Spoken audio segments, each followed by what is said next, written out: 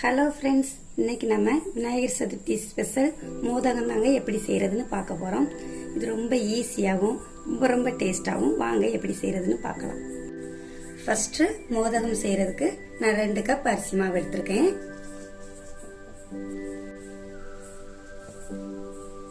இப்போ இதை லைட்டா வறுத்து எடுத்துக்குவோம். வறுத்து செய்யறப்போ அந்த கொழுக்கட்டை நல்லா சாஃப்டா டேஸ்டா இருக்குங்க. இது ரேஷன்ல கொடுத்த அரிசியை தாங்க நான் கழுவி காய வச்சு மாவா திரிச்சு எடுத்திருக்கேன். நீங்க இதுக்கு பதிலாக கடையில் உள்ள பாக்கெட் மாவுலையும் செய்யலாம். கொழுக்கட்டை மாவு எதுலனாலும் உங்க விருப்பத்துக்கு தகுந்தவாறு செஞ்சுக்கோங்க. ரொம்ப நேரம் வறுக்க வேண்டாம், ஒரு 3 நிமிஷம் வறுத்தா போதும். இந்த மாவை எடுத்துக்கலாம். இப்போ இந்த மாவை பிசைறதுக்கு நான் 1/2 லிட்டர் தண்ணி கொதிக்க வச்சிருக்கேங்க.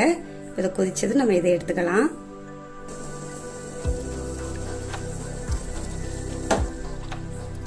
இப்போ நம்ம வறுத்து வச்ச மாவுல ஒரு 1/4 ஸ்பூன் உப்பு சேர்த்துக்கலாம். இப்போ இதை லைட்டா மிக்ஸ் பண்ணி விட்டுக்குவோம். இப்போ இது கூடவே 1 ஸ்பூன் நெய்யும் சேர்த்துக்கலாம். இப்போ இந்த மாவு கூட நம்ம கொதிக்க வச்ச வெந்நியை கொஞ்சம் கொஞ்சமா விட்டு சப்பாத்தி மாவு பதத்துக்கு பிசைஞ்சு எடுத்துக்குவோம்.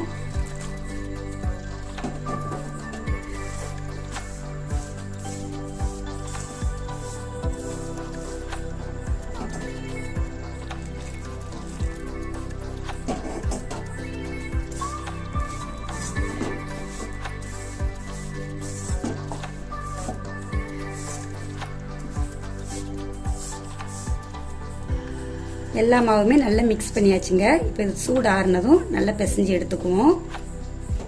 இந்த அளவுக்கு மாவை நல்லா பிசைஞ்சு எடுத்துக்கோங்க. இப்படி மாவை வறுத்து வெண்ணி தண்ணி விட்டு செய்யறப்போ கொழுக்கட்டை எவ்வளவு நேரம் ஆனாலும் அப்படி நல்லா சாஃப்டாவே இருக்குங்க. பாருங்க, இந்த அளவுக்கு பிசைஞ்சுக்கோங்க. இப்போ இதை மூடி போட்டு வச்சுட்டு பூரணம் செய்ய ஸ்டார்ட் பண்ணலாம். இப்போ ஸ்டவ் ஆன் பண்ணி ஒரு பேன் வச்சிருக்கேங்க. அதுல 1 ஸ்பூன் நெய் சேர்த்துக்கலாம். நெய் நல்லாவே உருகிடுச்சு. இப்போ இது கூட 10 முந்திரி, ஒரு 5-6 பாதாம், ஒரு 2 ஸ்பூன் வேர்க்கடலை பருப்பு, இதை 1 பாதியமா உடைச்சு வச்சிருக்கேன். அதை இது கூட சேர்த்துக்கலாம். இப்போ இதை லைட்டா வறுத்துக்குவோம். நட்ஸ் சேர்க்கறதுலாம் நம்மளோட விருப்பம் தாங்க. உங்களுக்கு எதெல்லாம் சேர்க்கணும்னு தோணுதோ அதை நீங்க சேர்த்துக்கோங்க. உங்ககிட்ட நட்ஸ் எதுவும் இல்லைன்னா அதை சேர்க்காமலுமே செய்யலாங்க. அதுவுமே ரொம்பவே நல்லா இருக்கும். இப்போ 2 நிமிஷம் வறுப்பட்டு இருக்குங்க. இப்போ இது கூட 2 கப் தேங்காய் துருவல் எடுத்து வச்சிருக்கேன். அதையும் சேர்த்துக்கலாம். இதையும் நல்ல வாசனை வருத வரை வறுத்துக்குவோம்.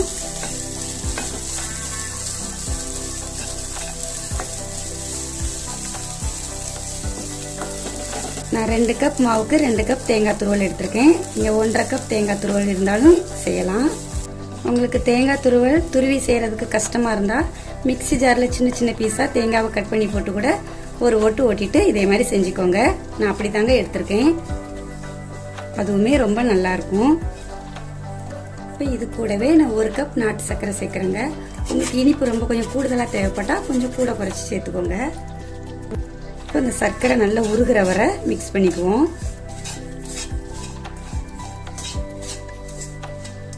நீங்க இதுக்கு பதிலாக வெல்லம் சேர்க்கிறதா இருந்தா ஒரு 1/4 டம்ளர் தண்ணியில பாகு காய்ச்சி ஃபில்டர் பண்ணி சேர்த்துக்கோங்க.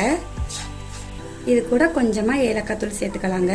நான் இது சர்க்கரையோட பொடி பண்ணி வச்சிருக்கேன். இப்போ இதையும் நல்லா மிக்ஸ் பண்ணி விட்டுக்குவோம்.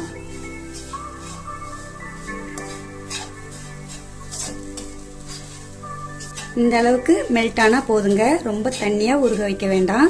இந்த ஸ்டேஜ்ல ஸ்டவ் ஆஃப் பண்ணிடலாம். இந்த மேல் மாவை உருண்டை பிடிச்சிக்கலாம். இந்த அளவுக்கு பிடிச்சா போதுங்க. இப்போ இதுக்குள்ள நம்ம பூரணம் வச்சுக்குவோம். இப்போ இந்த உருண்டைய உள்ளங்கையில வச்சு நல்லா பிளாட்டா தட்டி எடுத்துக்கோங்க. இப்போ இதோட சென்டர்ல கொஞ்சமா பூரணம் வச்சுக்கலாம். இப்போ அதை க்ளோஸ் பண்ணிடலாம். க்ளோஸ் பண்ணிட்டு இப்போ இதை ஒரு பால் மாதிரி திரும்ப உருட்டிக்குவோம். இதை மறுபடியும் பிளாட்டா கையை வச்சு அப்படி தட்டி எடுத்துக்குவோம்.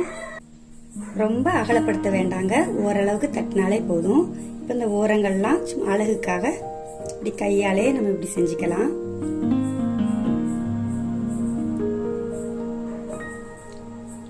இதை பார்க்கறதுக்கு அப்படியே ஒரு பூ மாதிரி ரொம்ப அழகா இருக்குங்க. சாப்பிட்றதுக்கும் நல்லா அழகா இருக்கும். பாருங்க எவ்வளோ அழகா இருக்குன்னு. இப்போ இது ரெடி ஆயிடுச்சு. இப்போ அடுத்து நம்ம உருட்டிக்கலாம். அடுத்தும் இதே மாதிரி ஒரு பால் மாதிரி செஞ்சு நடுவில் பூரணத்தை வச்சுக்கலாம். இதுக்குள்ள பூரணத்தை வச்சுக்குவோம். வச்சுட்டு க்ளோஸ் பண்ணிடலாம்.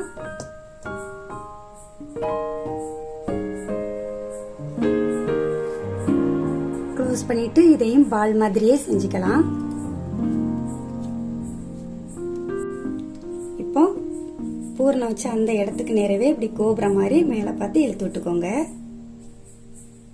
பாருங்க எவ்வளோ அழகா வந்திருக்குன்னு.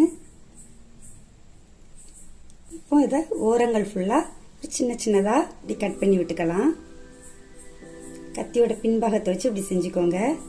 நல்ல ஒரு டிசைன் இருக்கும். எடுத்து சாப்பிட்றதுக்குமே ரொம்ப அழகா இருக்கும். பாருங்க இதை இன்னுமே பார்க்கறதுக்கு ரொம்பவே அழகா இருக்குது. இப்போ இதையும் வச்சுக்கலாம்.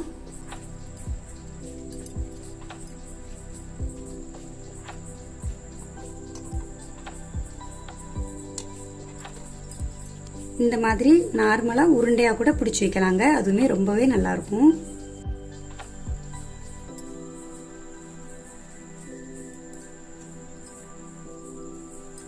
நீங்க இப்படி செய்யறப்போ கையில ரொம்ப மாவு ஒட்டினதுன்னா தண்ணி அல்லது அரிசி மாவை கையில தொட்டுட்டு அப்புறம் இப்ப இதே மாதிரி செஞ்சுக்கோங்க.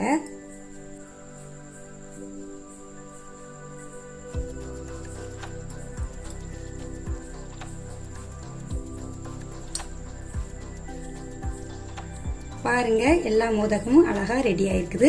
இப்ப இதை இட்லி தட்டுல வச்சு அவிச்சு எடுத்துக்கலாம். வெண்ணி நல்லா கொதிச்சதுக்கு அப்புறம் இட்லி தட்டு மேல இப்படி வச்சு அவிச்சுக்கோங்க. நான் வாழையில போட்டு அதுக்கு மேல வச்சு அவிக்கிறேங்க. நீங்க இதுக்கு பதிலா துணி போட்டோ அல்லது ஒரு பிளேட் மேலேயோ வச்சு அவிச்சு எடுத்துக்கோங்க. வெண்ணி நல்லா சூடானதுக்கு அப்புறமா வைங்க.